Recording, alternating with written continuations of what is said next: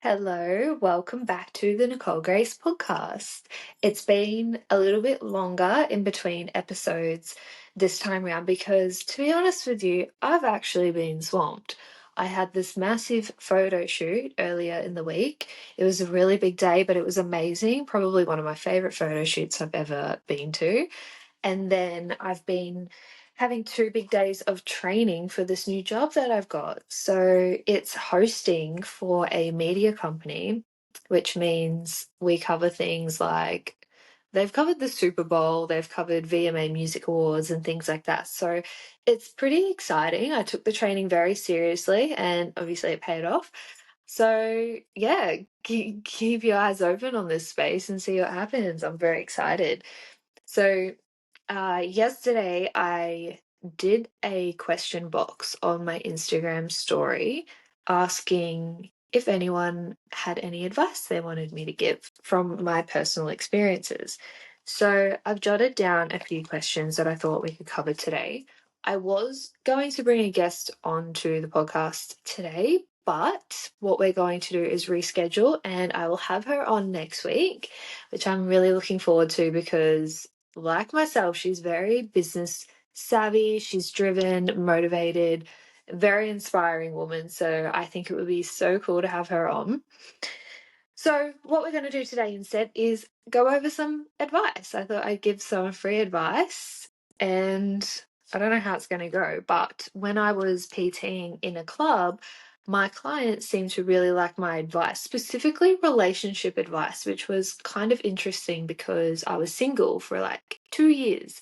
But apparently, I gave the best advice. So, I think single people generally do give really good relationship advice for some reason. I don't know why, but maybe because when you're in a relationship, you're quite biased to your relationship, or you just hate your relation. I don't know. I don't know what it is, but we will dive straight into it. First topic is going to be dating and finding a partner. I I would say I'm an expert on both of these. I've had long-term relationships, not many short-term. So if I'm in a relationship, it's generally a long-term. Except last year, I did jump into one. It ended as quickly as it started, so that was just a little lesson for me. And I will say little lesson because that's all it was. Um, but dating, especially in this day and age, holy shit, it's wild. Like I actually saw it might have been like a TikTok or an Instagram reel recently, and I haven't resonated, sorry, with anything more in terms of like dating advice and stuff in my life. And she said basically like the whole dating thing, like get rid of it. And because when you meet your soulmate or the person you're meant to be with, it just naturally happens. You just naturally like, I don't know, it just works out. And yeah, like every time I've been on a date, it's felt very forced and like just almost cringy. Like, I'm not saying don't date, like, put yourself out there, meet people and stuff like that, but it shouldn't be hard and you shouldn't have to force it.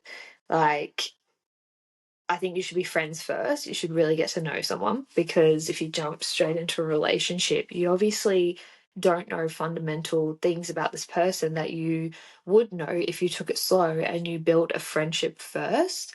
I think that's so important. So, I don't know, like, each to their own, do what you want to do. I'll never tell you like what's right or wrong, but I do believe the whole dating thing is a little bit like unnecessary. I'm not gonna lie, it's unnecessary. Just be friends first. Make friendships. And if things evolve from there, you should really get to know someone first because speaking from experience, jumping into things very quickly is never a good idea. I had a matching ring finger tattoo with one of my exes, and we got that like straight away. Kind of a funny story. there was a there was a lot of love bombing in that one. Um, we were saying we were married before we were even boyfriend and girlfriend, and it did come from his end. I'm not gonna lie, but I was like, "Oh, like that's so nice." And then I was like, "Wait, are we actually gonna have a wedding?" Like, and then yeah, there was just all these other things, and I was, young and naive, and yeah, we got this matching ring finger tattoo. I've had 6 laser tattoo removals. If you're watching this as a video, I'm showing it. You can kind of see it. It was a crown. So he had a king and I had a queen thing there. But yeah, been getting rid of that one. And I've also, on that topic, learned that matching tattoos is actually like a curse. Like it's actually really bad luck, apparently. Where I go to get my laser tattoo removal, they say that like and it's like witchcraft, like witchcraft. You're not supposed to brand yourself with someone. Like it literally is a curse. So yeah, the laser tattoo removal people were saying that so many people come in and get tattoos removed. Like even this couple, they were married for 15 years, never had a matching tattoo. After 15 years, they decided to get matching tattoos and then they ended the relationship not long after. Obviously, it could be a coincidence, but I was like, I'm not taking that risk in the future. No more matching tattoos. It's unnecessary. Um, yeah. So, yeah, with the dating thing, I reckon just be friends with someone, get to know them, ins and outs. It does take time. As hard as it is, we want to rush things because, we always feel like we're running out of time, or why wait, or if it feels right. But the truth is, there's going to be things, you can't unravel every little detail about someone straight away. You're going to have to, see what they're like with their friends. You're going to have to travel together, see what it's like, being together in each other's space, living together, what they're like with other pets and babies. I don't know. Depends what your morals are. But yeah, just no need to rush. Because if it's meant to be, it will be. So that's my advice on that. It will just happen naturally. You don't need to force it. Next topic was on breakups. Also, could say I'm an expert in these. Um, I had in high school a 2-year relationship, and then I was single for like maybe a year or two. Then I was in a 4-year relationship. He was going to propose. I found out after we broke up, but I then went into a 3.5-year relationship, which was very toxic. It's one of those ones where the highs are high, but the lows are low. And there was like, at least one big blow up fight a month. And that was for 3.5 years. So coming out of that was me realizing that I had a lot of healing to do. So 2 years, I, lived by myself. I lived with my best friend, and then I moved to Bali by myself. So there was a lot of soul searching and healing on deep wounds that I had to work on. And I'm so grateful for it. And I'm grateful for every relationship because I learned something about myself and other people throughout them. So I think that's a big takeaway for breakups is, accept that there was a lesson in it. There was something positive that came out of it. You learned something, you grew. For example, the last 3.5-year relationship, he was a personal trainer and he was incredible. He was one of the best PTs I've ever seen. And he led me down that path of becoming a PT. So yeah. And understanding like business side of it and how to actually be a good coach and trainer and also run your business successfully. So I'm really grateful for that. Although there was a lot of toxicity in that, there's a really positive takeaway too. And then, yeah, there's always positive takeaways. So think about that when you go through the breakup. Understand what wound within yourself needs to be healed because I realized that I had no self worth. And that's what led me to certain things. So understanding that, working on that, things that I did to heal, I wrote a letter to that ex because that breakup was just very sudden. There was no like back and forth. It was just over, and that was it. And there's been no contact since. So sorry, I lost my train of thought. Oh yeah, things that I did to heal from that was I wrote a letter because I didn't get closure. I wrote a letter and to this person, and that was so healing. And then I burnt it. So I wrote it on a piece of paper, I burnt it. I also realized that I had a wound with my dad. Our relationship had been very on and off. We're great now, like I live fairly close to him. We're in communication. We have a great relationship. But at the time, I actually saw a healer, and he was like, you'll probably realize that once you heal your relationship with your dad, you'll heal your relationship with men in general. And I was like, how am I meant to do that? We're not talking. So I kind of just thought of this myself, write a letter to him and burn it. And I did that. I did that to the ex and I did that to my dad. But what was really cool, like I felt so healed, but like after this letter with my dad, I messaged him. I felt inclined to message him. I was like, hey, hope you had a good weekend. And he's like, that's so strange. We were just talking about you, him and his wife. And yeah, and I was like, that is kind of strange. And he's like, why don't you come down this weekend? Because I was in Gold Coast and he was in Sydney. And he's like, I'll shout your flights. And I was like, oh, that's so nice. And I looked at the date in my calendar and it was so interesting because when I became single, I was like, I need to be single for at least 6 months, at least. Like, I just need to, because from the 4 year relationship, I basically went straight into this 3.5 year relationship. Not a good idea. You need to be single for a bit and heal. Um, yeah, anyway, so I was like, I need to be 6 months single. And I looked at the date that my dad said to come and it was the date of me being 6 months single.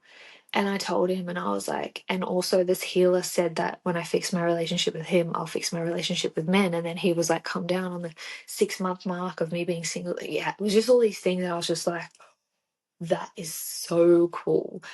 So that is a very, very powerful healing technique. If you have any, trauma or anything against any specific person, I highly recommend writing a letter to them. Obviously, you're not going to give it to them. You can take a photo of it if you want before you burn it for memories. I've done that.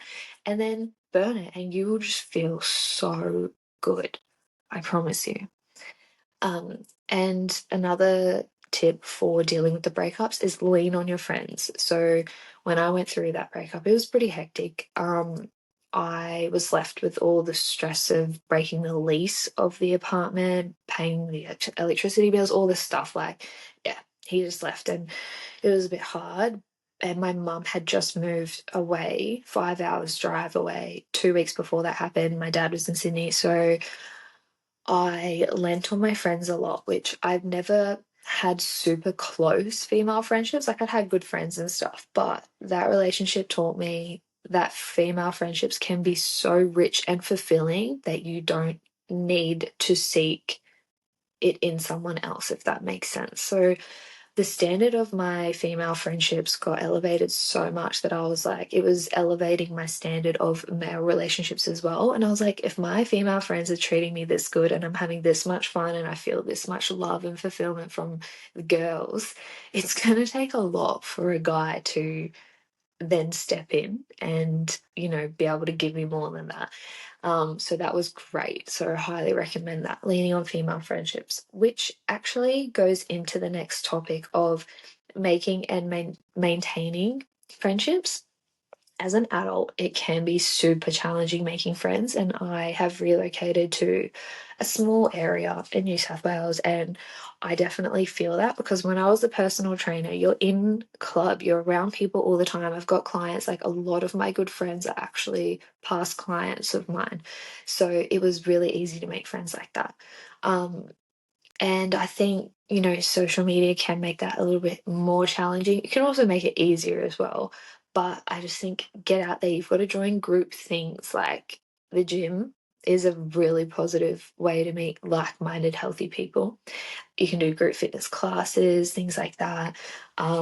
Maintaining friendships can be challenging. You've just got to put in effort. Like you can't expect your friends to always be the ones reaching out to you. I can be really bad for this because I get very driven and hyper focused on work that I forget about the world.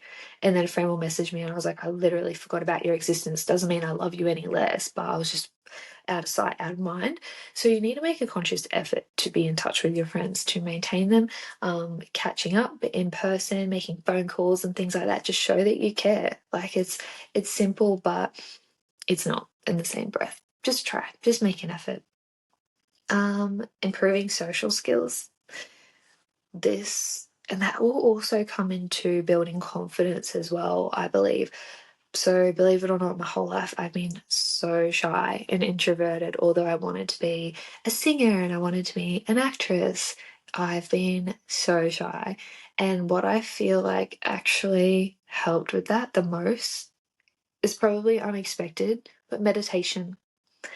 And I haven't actually had a good meditation in a while, I'm not gonna lie, but I used to do this religiously. Like, I would make sure I allocated at least 20 minutes a day to closing my eyes and really getting into meditation. And the reason why I think this helps build confidence is it brings you back to who you actually are as a person, like your soul. So day to day, we're pretty much in our ego, like, I'm Nicole, I'm a 29-year-old girl and I'm a holistic coach. Like, that's our ego, but deep down in our soul is who we really are.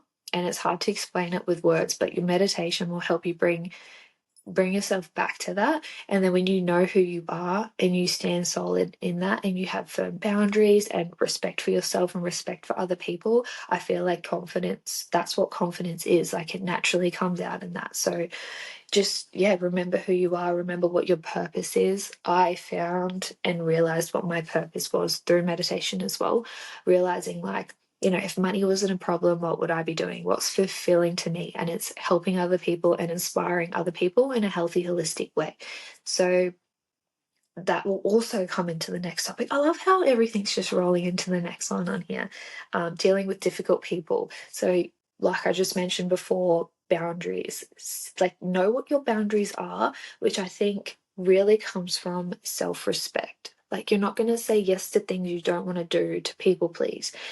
um, you need to have boundaries so that you're not draining yourself and pouring from an empty cup. You need to make sure your cup is full before you give to anyone else. And this is a difficult thing, a difficult topic I have with some people. I'm going to call her out, my mum. She will say that I am very selfish and absorbed, and that's really hard to hear because I care so much. But the thing is, because I care so much, I have to choose. I have to have the boundary to switch that on and off. Because if I'm constantly caring so much about everyone and everything, there's nothing for me and I'm not going to be healthy. I'm going to be a wreck. So I have to have the boundary of being like, I need to protect myself, and that means I need to put my self-worth. And unfortunately, that does come across as being selfish and self-absorbed to a lot of people. Some people even throw the word narcissistic in there, which, it sucks and it's hard to hear because, I know a lot of people would resonate with this. Within yourself, deep down, you're just trying to do the best thing for yourself, which then allows you to be the best for everyone else. But there's only so much you can do in a day. There's only so much you can do in a lifetime. Um, so yeah, that's all I'm going to say on that one. Just have boundaries that will help you have self-confidence the first time you're going to set a boundary. If you're not used to doing it and you're like me and used to be a people pleaser, it's going to feel very scary. You're almost going to regret it. You'll set a boundary and then you'll be like, I'm sorry, or are you okay, or whatever. Like, but the more you do it, the easier it gets. So just start that habit now, and I promise your life will change for the better. We'll go, this went a little bit longer than I expected. We'll try and keep it under 20 minutes, but the next one is going to be, again, it ties in from the last one, navigating family dynamics. I'm just going to say that just because someone is family doesn't mean that you have to tolerate any disrespect. I was just trying to be very careful with the wording there. Make an effort. This is how I treat everyone, not just family, friends, everyone, every single person. Everyone gets the same respect, and it's a lot. But if you show me something, you show me disrespect or you show me a reason why, you know, you're not someone who I should have in my life, then that's gone. And I will never be rude or disrespectful, but I will just block and be like, okay, I don't need that energy in my life. So yeah, just treat everyone with respect, friends, family, set your boundaries. And if that's not reciprocated, then that's up to you to be like, okay, like, I'm choosing peace. My peace is not worth this. And just settle with that, if that makes sense.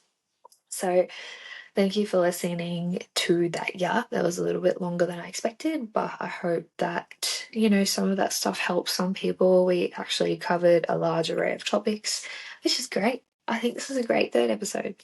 Next week, we're going to have a guest on. Her name is Malia, and she is in Bali. That's where I met her. And she's a lot of things, but I'll get her to tell you all of them. And I hope you're excited for it, just like I am. Have a good day.